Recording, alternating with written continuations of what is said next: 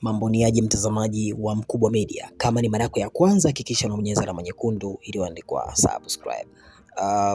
Abigail Chams ameweza kuingia katika moja ya jarida maarufu kule Afrika ya Kusini, ambapo kama unavyojua kuna majarida mbalimbali ambayo yamekuwa yakipromoti kazi za wasanii mbalimbali duniani, lakini pia hata kwenye mabara mbalimbali. Sasa kwa Afrika kuna hili jarida na kwa jina la Filtri South Africa, ambapo wenyewe kupitia page yao Instagram wakijiita hivyo wakisema welcome to Filtri ZA music promotion through playlist, ambapo hili ni kama music promotion ambapo wenyewe wanapromoti kupitia playlist zao. Kwa hiyo wanafanya kama playlist ya nyimbo mbalimbali na kuweza kuwaweka wasanii ambao kiukweli wanafanya vizuri, na wanaweka wasanii ambao kiukweli wana ladha za international.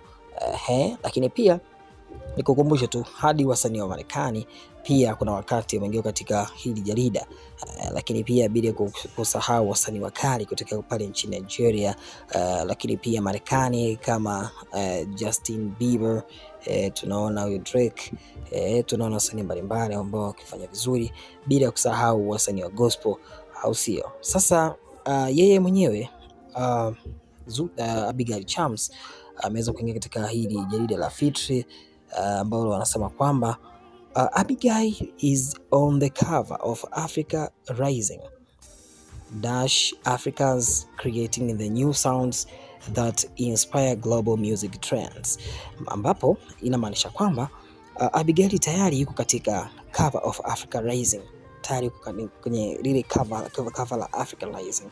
Maana yake ni kwamba ataonekana, au sio, katika cover, na tayari ushamweka pale. Alafu akasema kwamba tayari Africa creating the new sound that inspire global music trends. Maana yake tayari washatengeneza sound mpya ambayo inaweza kumfanya afike kimataifa. Kwa maana yake jarida hili mafanikio, uzuri wake ni kwamba kuweza kumweka msanii kama Abi Chams, hii inaashiria kabisa kwamba wanaweza kumpromote. Maana yake hawa si watu wa kupromote nyimbo, maana yake nyimbo yake ya mitu wanaweza kuipromote katika global music trends, maana yake wataipromote. Kwa tayari Abi Chams ameingia katika hii jarida, maana yake watapromote ngoma yake ya mitu, ambapo tunaona Sony Music Entertainment. Hawa Sony Music Entertainment ni kampuni kubwa kutoka kwenye nchini Marekani, ambayo kazi yake kubwa inafanya kazi ya kuweza kupromote muziki wa msanii yoyote ambaye amejiunga nao.